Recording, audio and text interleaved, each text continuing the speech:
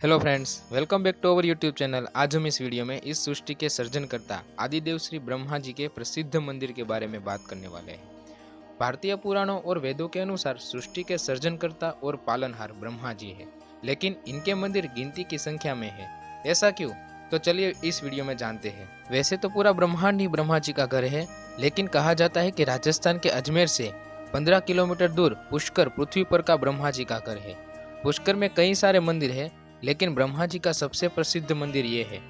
यहाँ पर पुष्कर सरोवर भी स्थित है। यह पुष्कर राजतीर्थ धाम के नाम से भी जाना जाता है। और इस मंदिर का निर्माण कैसे हुआ, ये आज इस वीडियो में हम जानते हैं। माइथोलॉजिकल कथाओं के अनुसार ब्रह्मा जी सृष्टि के सर्जनकर्ता, विष्णु पालनहार और शिव विनाशक है।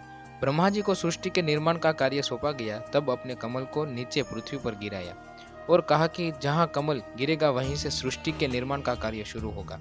बाद में यह कमल ब्रह्मांड के 3 चक्कर पूर्ण करके पृथ्वी पर इस जगह गिरता है, जिससे पुष्कर नाम के सरोवर का निर्माण होता है। पुष्कर राजतीर्थ धाम भारत के 5 प्रसिद्ध ब्रह्मा जी के मंदिर में से एक है। आदि शंकराचार्य ने संवत 713 में यहाँ ब्रह्मा जी की मूर्ति को स्थापित किया था और 1809 में गोकुलचंद पारेख ने इस मंदिर का वर्तमान समय का बांधकाम करवाया। इस मंदिर को खास राजस्थानी शैली में बनवाया गया है और इसका बांधकाम का कार्य 14th सेंचुरी में हुआ था। यह मंदिर मार्बल और खास लाल रंग के स्टोन स्लैब से बना हुआ है। मंदिर में लाल रंग का शिखर बनाया गया है और गर्भगृह में 4 सिर वाले ब्रह्मा जी की मूर्ति के साथ सावित्री जी की छवि भी है। इस मंदिर का संचालन सन्यासी संप्रदाय के ब्राह्मण के द्वारा ही किया जाता है और इस मंदिर के पीछे रत्नगिरी पहाड़ पर 2369 फुट की ऊंचाई पर ब्रह्मा जी की प्रथम पत्नी सावित्री जी का भी मंदिर है। कहा जाता है कि ब्रह्मा जी को श्राप है कि पृथ्वी पर कहीं भी उनकी पूजा नहीं होगी, और ये श्राप किसी और ने नहीं पर स्वयं उनकी पत्नी सावित्री जी ने दिया था। जगत पिता ब्रह्मा ने जब यहाँ सृष्टि का निर्माण किया, निर्माण करने के बाद में 10,000 साल तक यहाँ बैठकर तपस्या करी।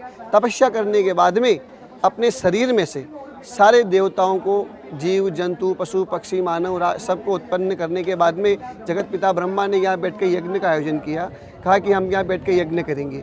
यज्ञ करने के लिए जब उनकी ब्रह्मा के 2 पत्नी होती है। पहली पत्नी होती है माता सावित्री, दूसरी पत्नी होती है वेद माता गायत्री। तो पहली पत्नी समय पे उपस्थित नहीं हुई, तो उन्होंने दूसरी पत्नी वेद माता गायत्री को अपने पास में बैठाया और यज्ञ शुरू हुआ।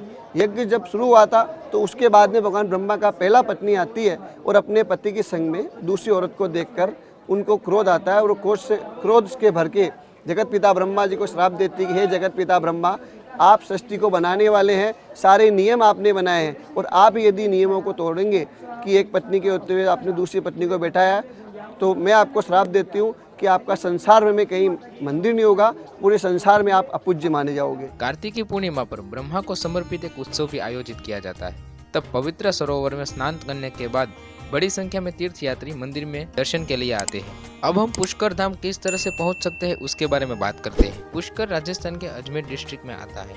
ये अजमेर से 15 किलोमीटर और जयपुर से 150 किलोमीटर की दूरी पर है। यहाँ पर जाने के लिए सबसे आसान ट्रेन का सफर है। आप अजमेर तक ट्रेन से पहुंचकर वहां से बस या बाइक द्वारा पुष्कर पहुंच सकते हैं।